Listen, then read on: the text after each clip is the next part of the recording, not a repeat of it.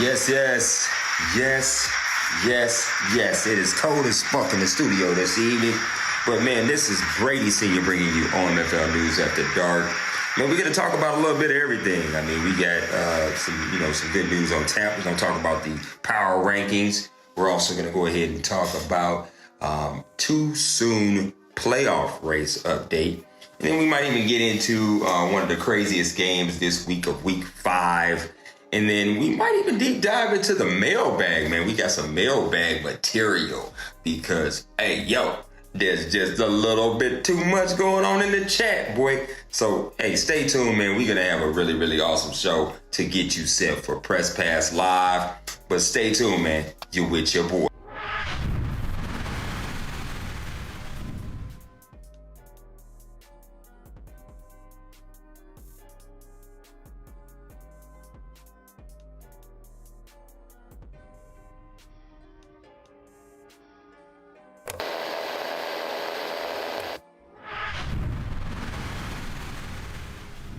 Yo, what's good, everybody? Welcome back to OMFL News After Dark. Man, we about to talk about D-Money and D-Wayne yet again. I mean, listen, y'all. I know y'all get sick and fucking tired of us talking about these two and trying to figure out which one of these motherfuckers actually run the NFC. But unfortunately, until someone rises to the ashes and actually continuously kick their ass, we will have to talk about these two individuals every week until it happens. So with that being said, man, the question is, who runs the NFC? Let me know in the chat. Let me know in the comments who running this shit.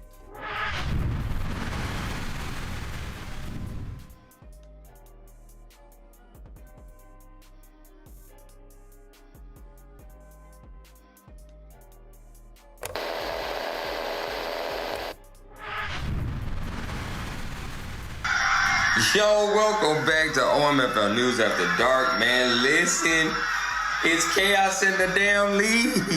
It's chaos in the league because we got a conspiracy in the desert, man. Let me tell you about it. So, how is it that D-Money has a defense full of low-rated bad players and they play like superstars? I mean, one can only wonder if he's juicing them, if he's using a game genie, which is old as hell, showing my age on that one. But I mean, you gotta wonder, man, like what school of Madden did this boy go to? Because I mean, he's dominant as hell and he's still undefeated. I mean, hey, let me know in the comments what you think.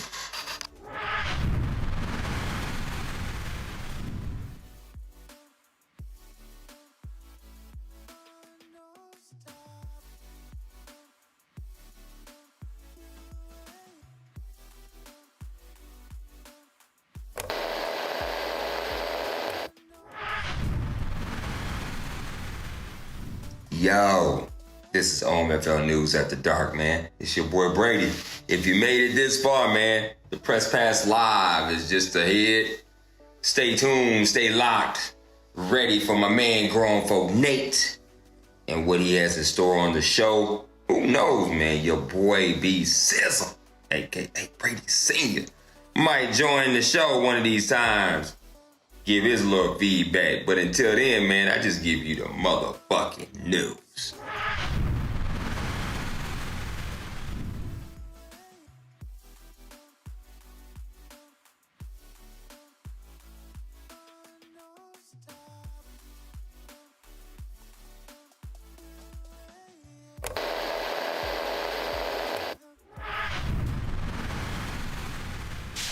All right, yo, what's good? Welcome back to the OMFL News After Dark, man. We getting close to that PPL, but yo, right now you get to listen to my motherfucking voice. So with that being said, man, we talking about Bill. Bill stormed out the gate, got his week 1 win over the Seahawks, and then all of a sudden, he got knocked the fuck out, ladies and gentlemen. 3 straight games in a row. Lost to the Cowboys, lost to the Bears, and then got throttled by the Packers, only to get back on the right side of winning with the 34-24 victory over the Panthers. Maniac. You better step your game up, son. But other than that, man, what are y'all thoughts on the season, man? What do you think his outlook gonna look like? Leave it in the motherfucking comments. Peace.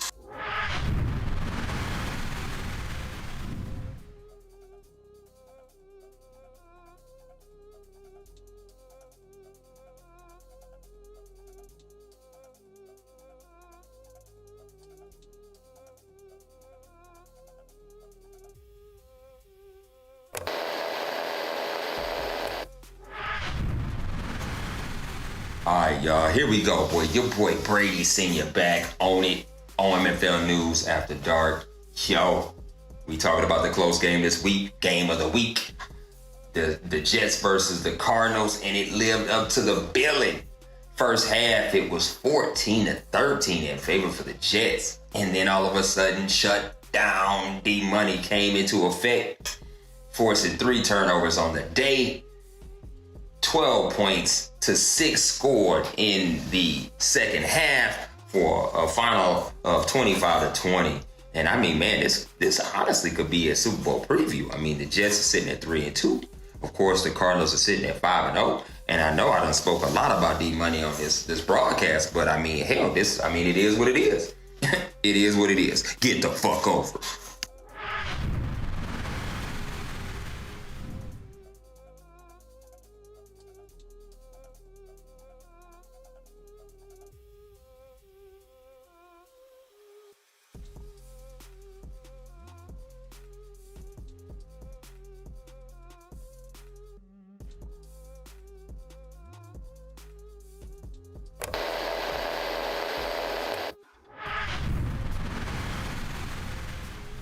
In August, cash registers sound like this across America.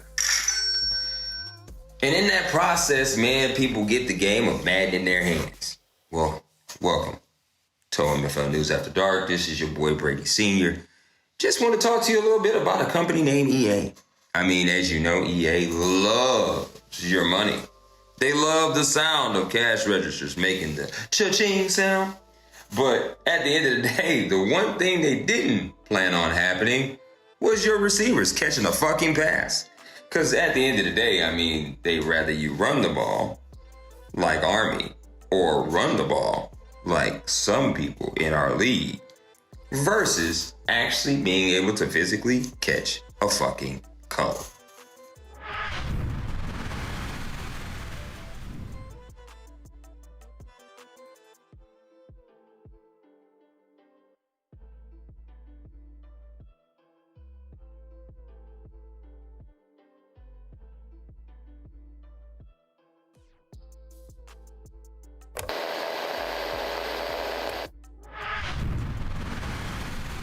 Get it right, bro.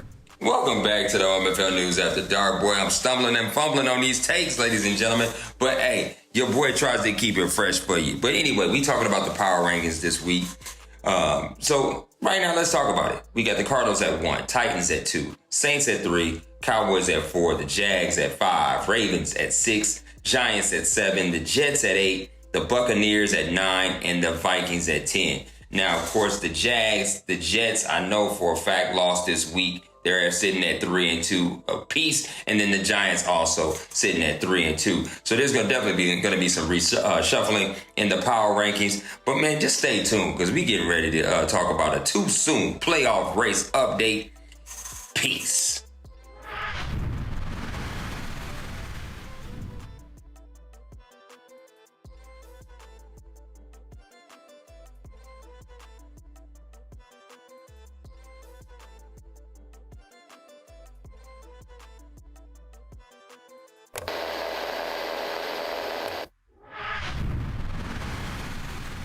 So we'll do it again. Hey, this your boy Brady Senior, man. We back. Laughing at myself because I did way too many takes on this anyway. But you know what? Way too soon. Playoff rankings coming right at you, hitting you in your fucking throat. AFC, we got the Titans at 1, Ravens at 2, Jets at 3, the Chargers at 4, the Jags at 5, the Texans at 6, the Chiefs at 7. Yup, bitches. The South running the AFC with 3 squads. Kiss my ass. And then, of course, you have the NFC. We have the Cardinals at 1, Saints at 2, Cowboys at 3, Vikings at 4, Bears at 5, Giants at 6, and Tom fucking Brady and the Buccaneers at 7. Well, listen, D fucking money is number 1. Someone's got to dethrone that motherfucker. But I just give you the fucking news. Peace.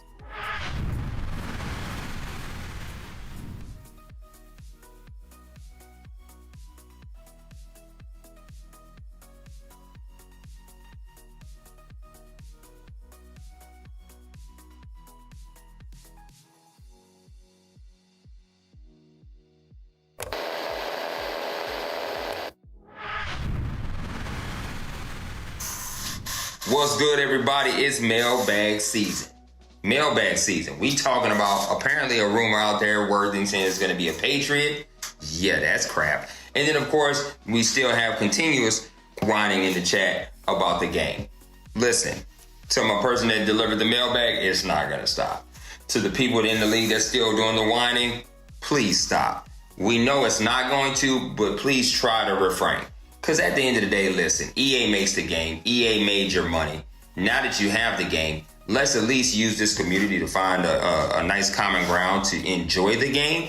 And if you feel like the rules are a little too strict in the game, then that's when you actually go into the actual Grown Folk OC website and you leave a fucking suggestion. You leave a suggestion and some stuff gets changed. If they like it, they like it. If they don't, it doesn't get changed. But come on, man. Leave it in the comments. Let me know what you think. But otherwise, fuck it.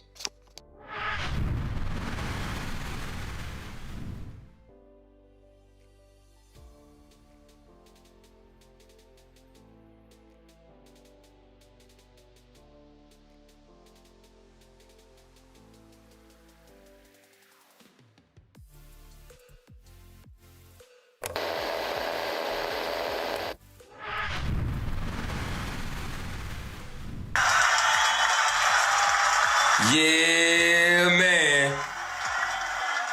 Thank you, fucking thank you. We have reached another ending of OMFL News After Dark. This is your boy Brady Sr. giving you the news. But up next, man, we got my man, Grown Folk Nate. And whoever joins in one of these days, man, I'll jump on the Press Pass Live.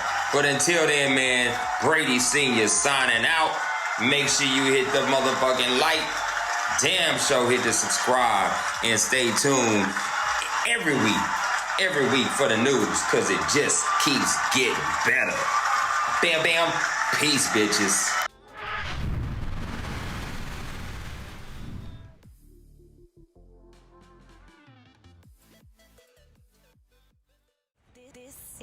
OMFL. You can't touch this. And you're in the mix with Kinda Real Nate. Here's another OMFL production.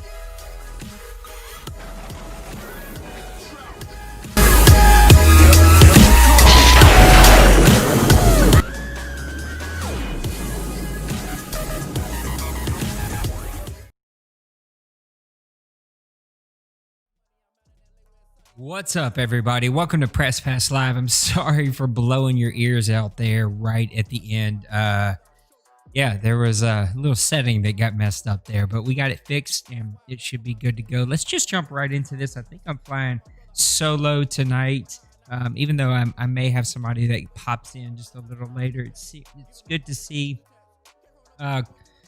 Brady in the chat. Thank you, Brady, for OMFL News. It's all good, man. I don't mind it being that long. It's totally good. Everybody's totally digging it. You're doing a great job, man. I see you and I appreciate you. But we're going to jump right in to my fire drill. You're going to see a lot of content from me this week. Wife is in California. I'm all by myself. And so I don't have to be quiet. I don't have to not do content, like all that fun stuff. I get to go haywire for the next 5 days or so. So I was looking at the games, and definitely the Titans and Texans game from week number 6 is the one that stuck out to me. The Titans come away with a 29-26 victory. They just get barely out of Houston with a victory. This was a really, really good game. 109 rushing yards for the Tennessee Titans to only 67 rushing yards for the Houston Texans, but 216 passing yards. But here's going to be the big difference. It's going to be your turnovers. 8 turnovers in this game. These two guys know how to play really good defense, and they're doing just that. So 8 turnovers, 5 of them for the Houston Texans. They're going to have to clean that up if they're going to want to continue their winning ways. Deshaun Watson, 234 passing yards, 3 touchdowns, but 5 interceptions. He was also sacked twice for an 87.8 QBR. Ryan Tannehill did not play all that much better, though. 52.3, 133 yards, 1 touchdown, but 2 interceptions.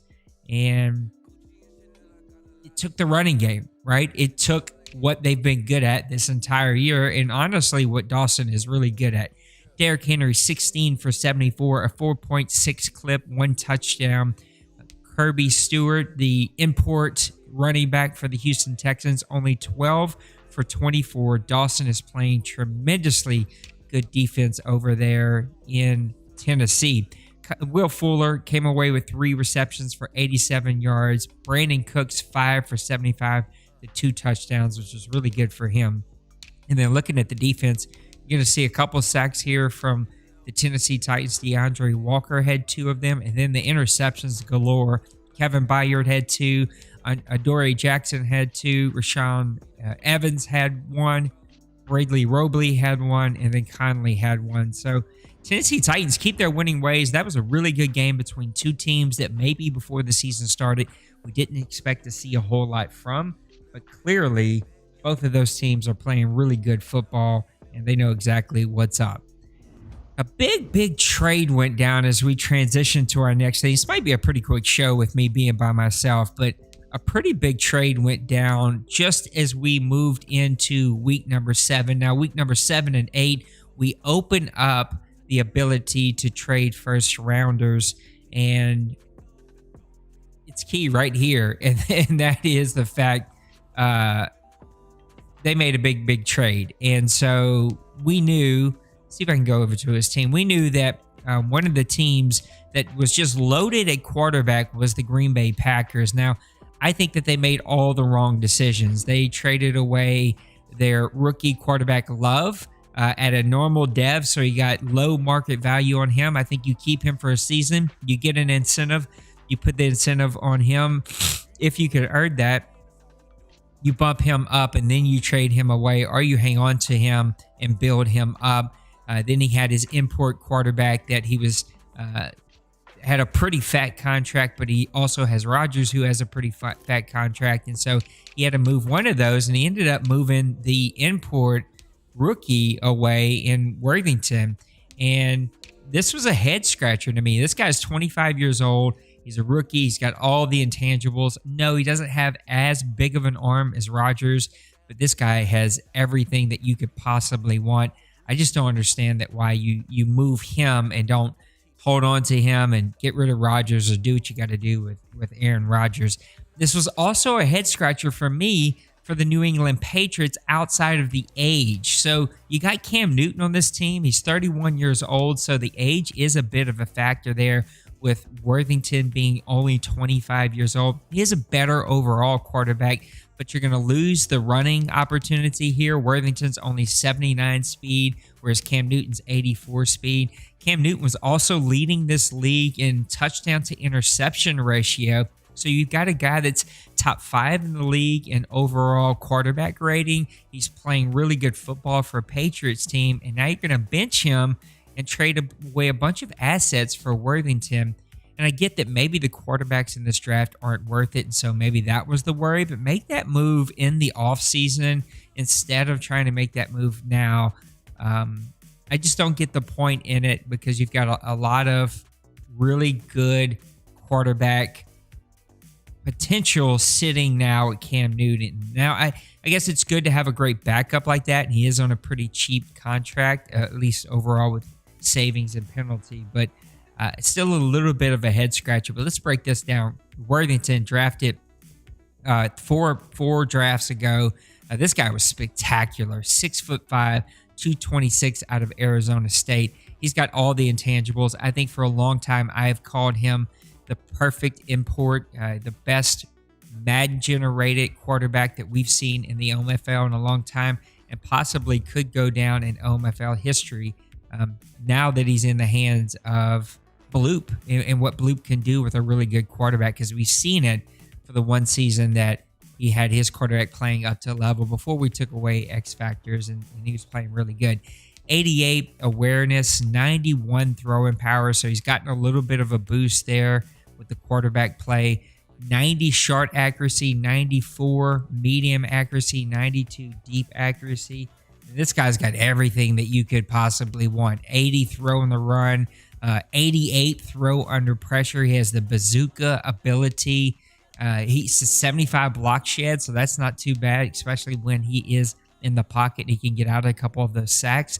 86 play action. I mean, he really can do it all. Now, you don't want him running too much with this carry of 59, but he can do just about everything else. He's that big quarterback that you just keep in the pocket. He can get out every now and then if you need him to, but he's just going to sit there and pick you apart. This is a great acquisition. I think it's a bit of a head scratcher, again, just because Cam Newton was playing so good, but a great acquisition for the Patriots because now he's got his quarterback set for this Madden as long as he can afford him, which he should be able to with this salary cap situation, especially after you get rid of Cam Newton. I see in the chat already our buddy Dwayne is calling Cam Newton over to Dallas. Cam Newton, of course, we know was with him with the Colts and made several OMFL bowls with Cam Newton, so we know what he can do. This is a big pickup, just a bit of a head scratcher because of how well Cam Newton was playing. So that one kind of got me just a little bit. As we transition, this was something that I was really interested to get some other insight on. And that's the NFC West. And I kind of want to present the question, is the NFC West the worst division in OMFL history? Or, and that's just a joke, is it the worst division in the OMFL this year, though?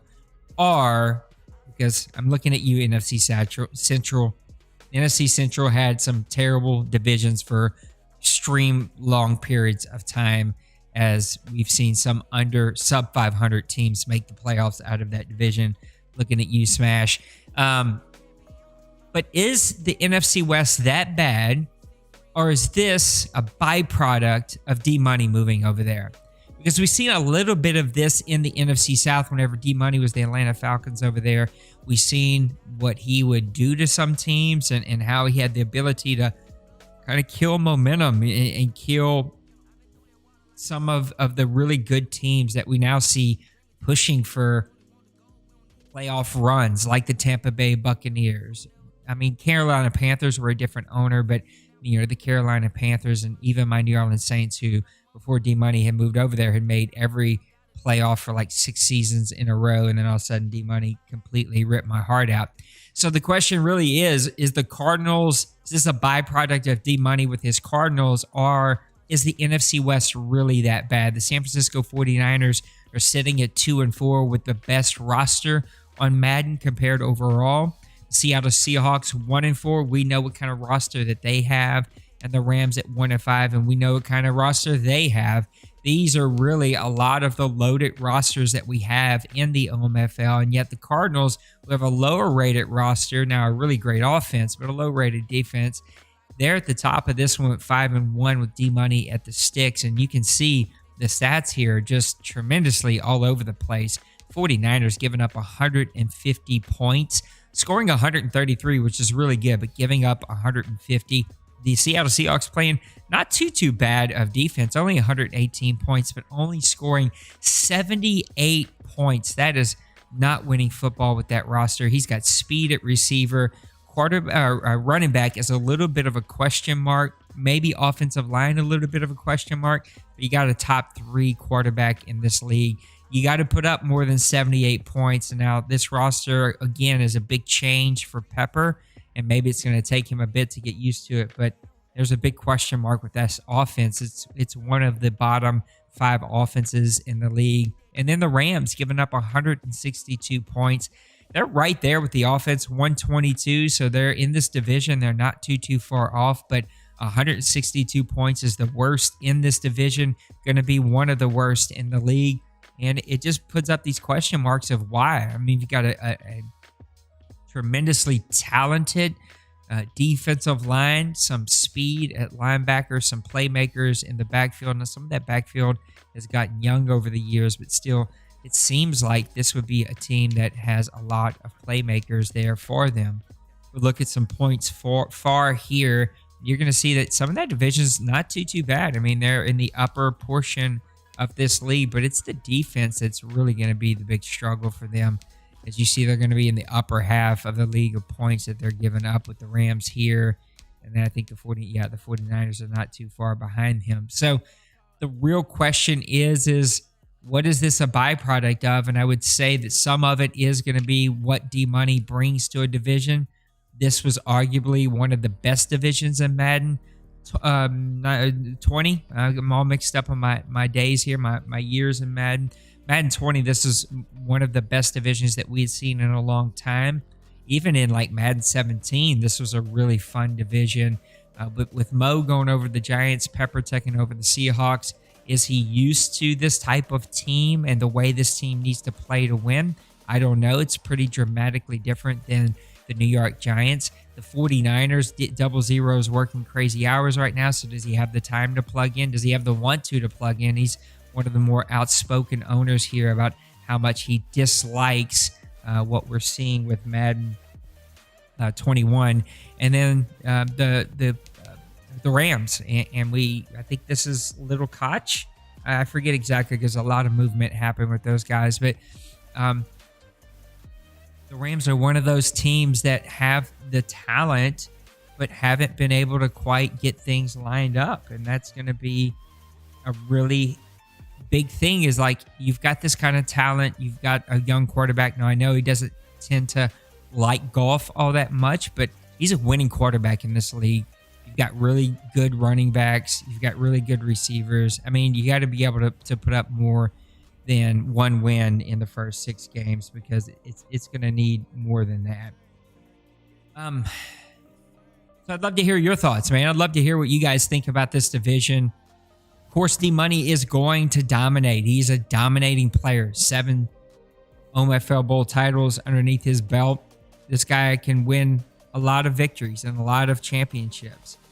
But you've got to be able to compete with him, and you've got to be able to get that figured out. And this division is going to have to step it up if they're going to get that figured out, because right now they're not able to really get that done. Which brings me to the team that we touched based on just a little bit, and that's Mo moving over to the New York Giants. Now, I would tend to say I didn't know he was a New York Giants fan before this, and maybe he's not. Maybe they just wanted to change, and he was willing to make that change. Now, when he was in Seattle, that defense and what he was able to do on defense with that speed kind of overshadowed a whole bunch of things. We didn't really, I think, give him the credit outside of receiver of the numbers he was able to put up with those receivers and with Wilson. But it's definitely showing it right here as he's in New York with the New York Giants. Let's look at this offense before we go look at a couple of these stats. Of course, Daniel Jones is still a work in progress, but he's got the things that you want to see. 88 throwing power, 87 short, 81 medium, 81 deep, with 84 speed. So a little bit like Wilson when he was in Seattle. He's got the playmakers here to be able to make enough plays, especially with his feet. Jamal Williams, Deion Lewis, and this guy I think could be really dangerous. Gallman and Walton. Nothing really jumps out at you here that you get super, super excited about, but I do think that he will go out and either make a move for a running back or probably draft him one because he's really good about drafting him a running back. And then looking at receiver, he's got some playmakers here. I mean, all of these guys have nothing but speed. Tate, Shepard, Darius Slayton, stud player. And then he gets Hartman from the Kansas City Chiefs, Cody Kerr, the core. These guys have playmaking ability on top of playmaking ability. They can all catch. They can all run routes. They have lots of speed, and this is a dangerous team. And when we look at his stats, you're going to see that these two guys right here are just putting up killer numbers. And then you got Evan Ingram. I mean, this guy, what are you going to say about that? You could put him out at receiver if you wanted to. 6'3", 240, runs 90 speed, 92 acceleration. Can you imagine? I see the chat a little bit. Could you imagine this offense with Saquon? Mind-blowing. It would be absolutely mind-blowing. Nate Soldier can still get it done a little bit, but you know what? Offensive line, lower-rated guys still get it done. Will Hernandez is a stud. Little bit of an issue here at right guard and right tackle. Those two are not. I'm sorry, I was looking at the wrong things. This guy's a stud in Zettler, but this guy is still a little bit of a worry with the 63 overall. Let's look at a couple of stats, and I would love to hear what you guys think. Is this one of the more underrated offenses that we've ever seen here in the OMFL? And I would tend to say, yeah. I mean, he is putting up crazy numbers, but I think he did the same thing in Seattle with those teams.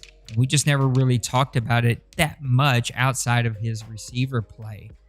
Daniel Jones, 109 for 210, 17 touchdowns and 12 interceptions. That interception total is a little bit higher than what we're used to seeing from Mo, but I think he'll get things figured out, as we all will.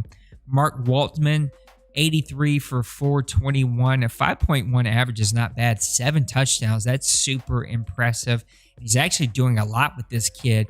I can't imagine what he'd be doing with Saquon. Saquon would probably have close to 600 or 700 or 800 yards by now. But here are the two guys that you have to stop, pause, and take some notice. Hartman, 43 for 840 yards already. 10 touchdowns. This kid's averaging 120 yards per game. Slayton, 34 receptions, 650 yards, averaging 92.9 yards per game. 5 touchdowns. This reminds me of the teams he used to have. This reminds me of Collins' teams over with the Chargers. This reminds me of Rob when he had the Cardinals. It was like pick your poison. You couldn't roll coverage. You couldn't do matchups. You had to just hold your ankles and hope for the best. These two guys get it done. And if some way, somehow, you're able to stop them, oh yeah, you got Evan Ingram, 12 receptions, 426 yards. He's averaging 60 yards a game, almost 61 yards a game, and 2 touchdowns. This is crazy good offense. And if he can keep his offensive line, keeping Daniel Jones upright and not turn the ball over, and he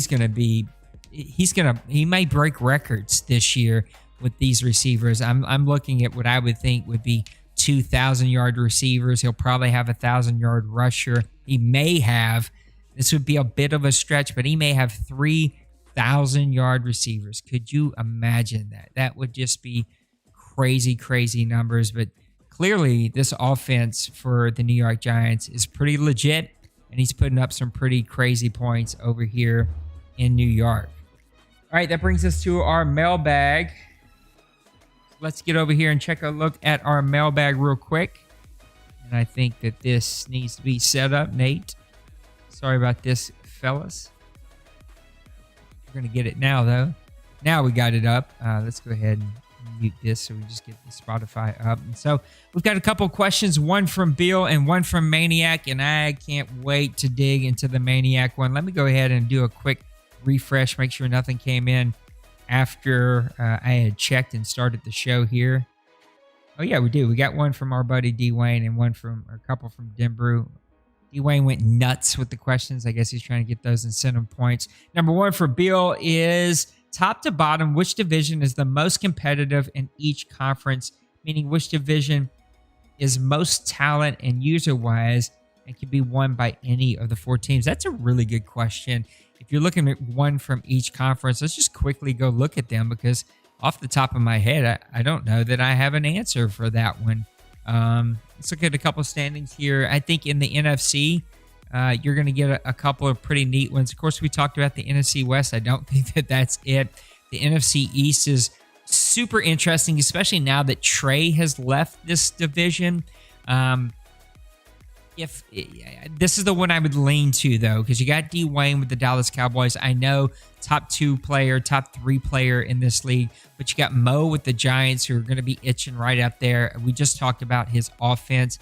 We got a brand new owner coming into the Eagles. I don't know a lot about him or his play style, really anything, but he's taking over a team that isn't really his style at all. And then you got Rob over there. This talent-wise, outside of the Eagles, top to bottom is one of the best.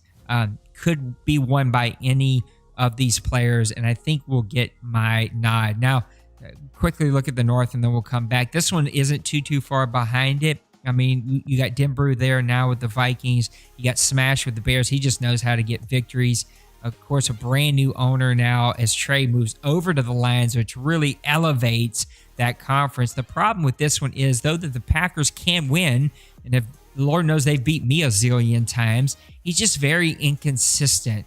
The same thing that we've used to seeing from the Lions, a little bit from the Bears, but with Trey moving over there, it just elevates this.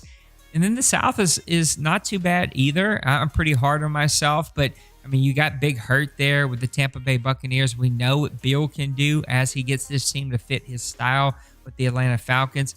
Maniac is a top 10 player in this league.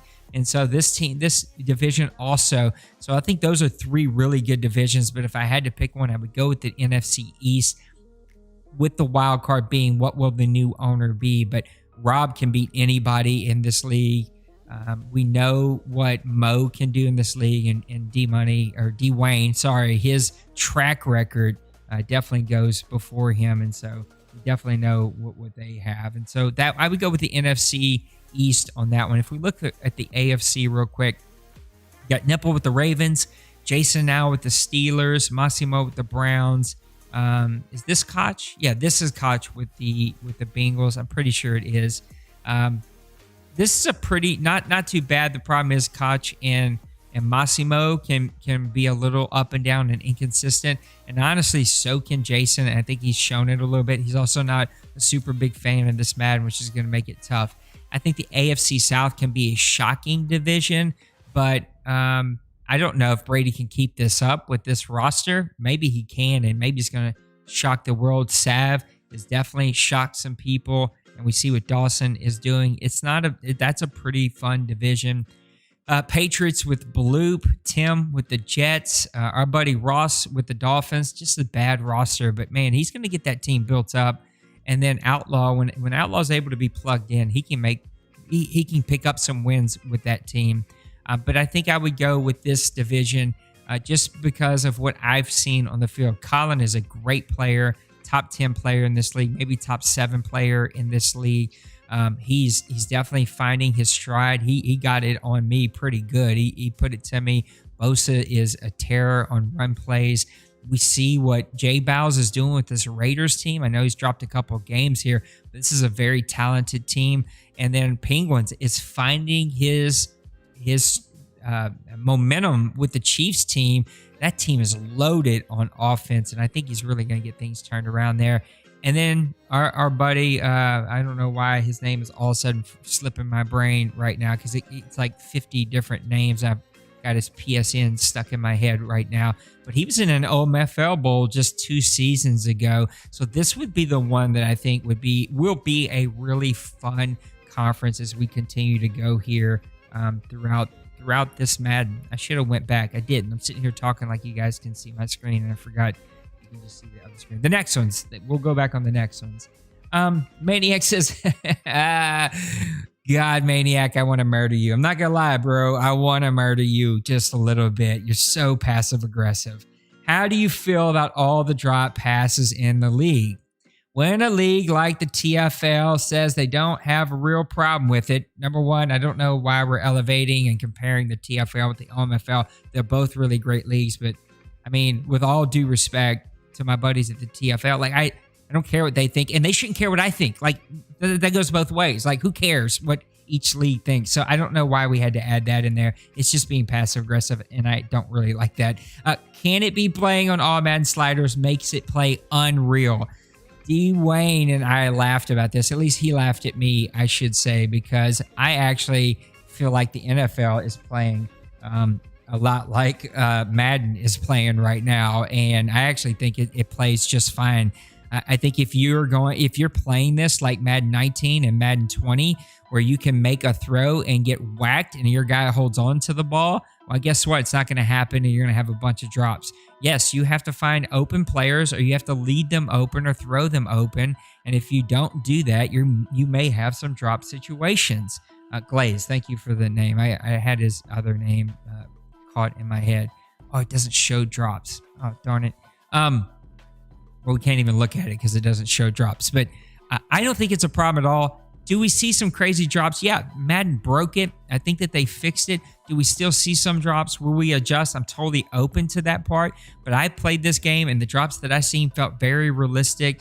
If you throw it and take a step and get whacked really hard by a guy with good tackle or good hit power, you're probably going to drop the ball. It might be your catch options are not that high. I just don't think you can play this. You can't run post routes. At least I can't run post routes at all. I've got an 83 throwing power quarterback, but you can't run post routes to the middle of the field, get whacked by the free safety, and expect to hold on. This also elevates really, really good receivers. Devontae Adams took over in my game against him. I was whacking him, double teaming him. He was catching balls over defenders. He was toe tapping. I mean, I think some of the top receivers are still going to catch the ball when necessary, but we're going to see a realistic amount of drops, and I actually like it. And if you're seeing a lot of drops, I think you got to look at your team, you got to look at your play style, and you got to look at exactly how you're throwing guys open, and are you doing that in the proper way. So that's my 2 cents with your passive aggressive comments. If it could be proven, would you ever consider moving back to all pro?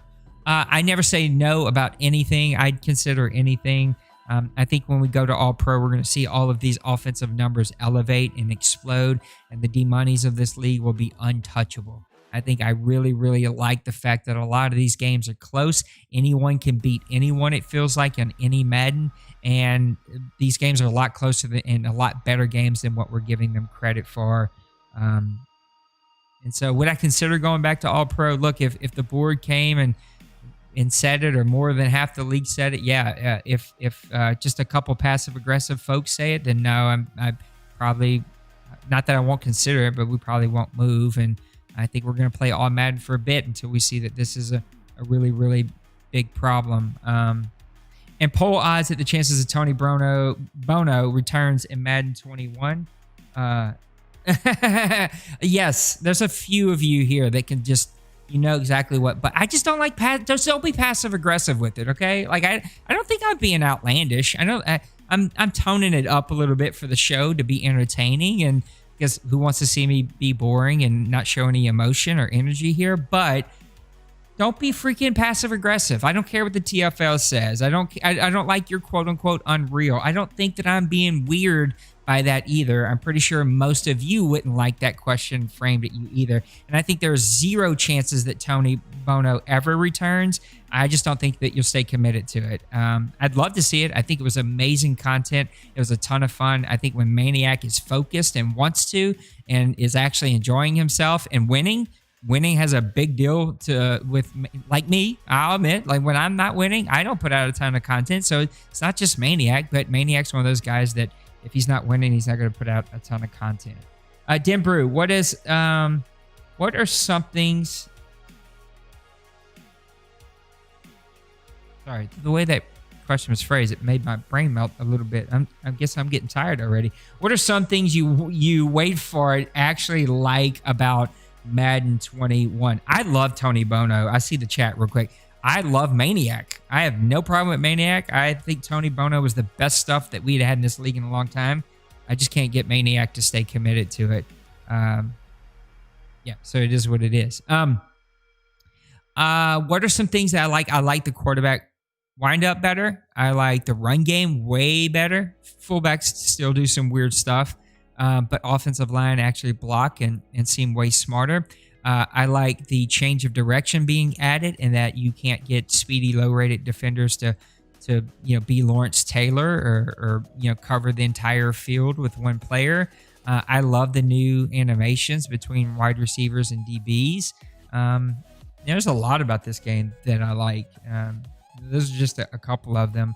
Is there anything about Madden 21 that has caused you to pivot in regards to building your team? Oh, that's a good question. I'd love to hear the chat. Have you guys changed at all? But no, I think that Madden 21 actually fits. I think that's where I don't do well, where some of you do really well, is that you change your styles to fit the game. I don't do that well. I'm pretty stubborn. That's what happens when you become 41, I guess, for me. And so I just kind of stick to my guns and try to make stuff work. I think this game fits my style better. My style is going to be, play action, big receiver who's making plays, a lot of speed on the field, but a good running game with a powerful offensive line. And that just never worked for me in Madden 21 for some reason. Oh, here's D. Wayne's 900 questions. My goodness, my buddy likes to put in the questions. What do you think about Trey's move from Philly to the Motor City? Interesting. And his last. Maybe not his last all around, but definitely one of his last for a while, because he's moved around a lot in his little bit of time here in the OMFL. I think it's an interesting one. I think he goes to a division with Denbrew, who's going to study the hell out of him. That should be a fun interaction. I'm interested to see what Smash does with the Bears, because Trey, I think, is a better at the sticks than him. Smash just is like raw. And what I mean by like raw is just like Smash has a way of just finding ways to grind out wins. And Trey is, I think, a top 3 player here in my experience. What he was doing with the Panthers was nuts. But he hasn't done that yet since moving to the Eagles. And now he's going to an even lesser team. Big question mark there. There's going to be a lot of questions. But I do think that Cooley left him a pretty good team, and they have a pretty good defense, and that's going to make Trey even that much harder to have to deal with. At what point in the season do you expect the Kansas City Chiefs to be 3-3? 0. I expected them to be 3-3, no points of the game. I didn't expect that to happen at all, and that's a bit of a shocker, but he's definitely turned things around here, and I think you're just going to see him continue to play better and better and better football as he kind of continues to do his thing. 3, what do you think the Jaguars, who are off to a 4-2 start, can make the playoff run with Gardner Minshew at quarterback? As a coach, who tried to trade for other quarterbacks to replace him. Not only tried to con his way into getting an extra trade. Doesn't look like Brady feels like he's the future quarterback in Jacksonville. The Jags are one of my biggest untalked about surprises. We're going to talk about him on the next show if he continues this kind of tear that he's on. It's a glass of water. Does that mean you're thirsty? I'm thirsty? Am I acting thirsty? I don't know what that means. Maybe he's talking about the music. I don't know. The water emoji got me. You got me on that one, Maniac. I also thought you were supposed to... Oh, it's 9 o'clock. I guess you're not at church anymore. A tremendously good team. Shocking me how well he's playing. Not because Brady's not a great player. This roster just is... It's a dirty diaper. I mean, it's trash, and he's winning with it. He's also super engaged right now, which I love, a super engaged Brady with the OMFL news, with the chat, with his team. If a super engaged Brady stays the whole season, then yeah, they can definitely make the playoffs. Gardner Minshew is not the quarterback of the future. He is going to go nuts with him, and I would definitely see a change coming there. But does not surprise me, though, if we see some of this other stuff, like the wins continue and he makes it all the way to the playoffs. Number 4, how does it feel to have the leading rusher in there? I take 0 credit for that. He had a sim game with 200 yards. And so I just feel like I cheated. I didn't cheat, but I feel like I cheated. And so I'm not opening it up, Brady. It's not going to happen. Brady begging for an extra trade. Do you build your team around a good defense or good offense? If it's defense, invest in elite cornerbacks. Do you money style? Do you front seven? If it's offense, you invest in your O-line run game. Oh, that's a good question. I'd love to hear some of y'all's thoughts in the chat. Personally, I made this shift about 4 seasons ago, maybe 5. I invest in my 2 lines. So offensive line, defensive line. I'm bringing an import there. It's not sexy, but I can find sexy players later. I'm bringing an import to play one of those defensive or offensive line positions, and that's where I'm investing it. I know that the D-Money way of doing things seems to have worked really, really well for him, but I think that's tough to do, is to find an elite cornerback that you can bring over. There's only a handful of those that are going to be import worthy. And to be able to draft one of those guys, you got to tank like D-Money did and get it at the top of the draft or do something crazy. He actually technically tanked, in my opinion, 2 seasons in a row. That last season of Madden, we took away all of his draft picks, and so it didn't really matter if he tanked, but still, he didn't give that an effort at all, so I consider that tanking. So, yeah, I invest in my offensive and defensive lines. I want to be able to power run the game like Wayne does, because I learned that after being pounded by him. But I want to be able to control the defensive line I don't know. There's a lot of good teams that do it. Maniac is well at that. D-Money's had a powerful defensive line. Mo has got a really good defensive line. There's a lot of good teams that we've seen what Penguins has done when he invests into the defense. And so I think you got a lot of really good options there. And it'll be interesting to see what is the new way of doing things. You know, what are guys going to go with, and what's going to be the new way to build your teams, because that should be interesting to say the least. All right, as we go to get out of here, I want to go ahead and pull your attention to grownfolksoc.com. Our new website is up and going, and man, it looks really good. I love the new website and how it looks, and I just wanted to take this opportunity. I was going to make this actually one of our subjects, but I changed my mind.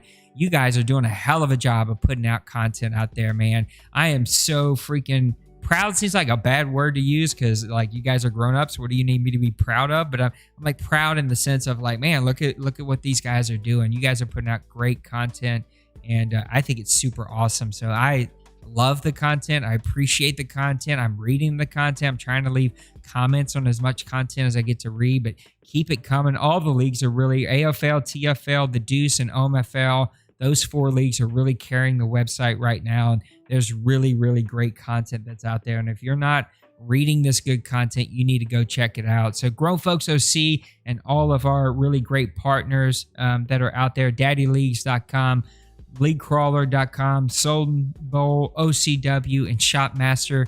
Shopmaster is going to have some amazing 2K and Madden content. Go check him out.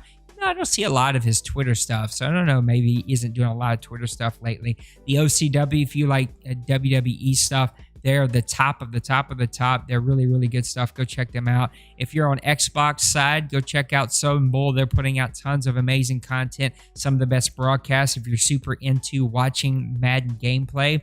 And then our 2 buddies at Daddy Leagues and Poppy, and then League Crawler and Matt. These guys are just doing amazing stuff for the Madden community, and you just need to be plugged into what they're doing. Go check out their website. Go give our league a rating. Go give the owners a rating. Go leave some comments. Drive some attention to the OMFL. We've been lucky enough to be a League of the Month for League Crawler, Podcast of the Year for League Crawler. I don't think we ever got League of the Year, because I think he stopped that and instead did like a top 10 list or something like that. Same thing Daddy Leagues maybe did. Daddy Leagues, we were League of the Year twice for them, and then one of their Elite Leagues every year after that. And so I think that's been a 2 or 3 time Elite League of the Year in the top 5 or 10, whatever that is. So super blessed to be able to have these kinds of partners on our side helping us out. And that's going to bring us to the end of our show. It looks like the chat finally woke up. It Took everybody a little while to get here, but go listen to the OMFL news if you missed it. And I'm going to get ready to play some PUBG, unless Maniac's around to play, and then I'll play Maniac. If not, I'm going to play some PUBG, and then I'll play some Madden with Maniac around 10 o'clock Central Time Zone. So come back and check out Maniac and I'll have the whole setup ready to go, and we'll be good to go. So God bless you. Have a really great week, and we'll see you next time. Peace.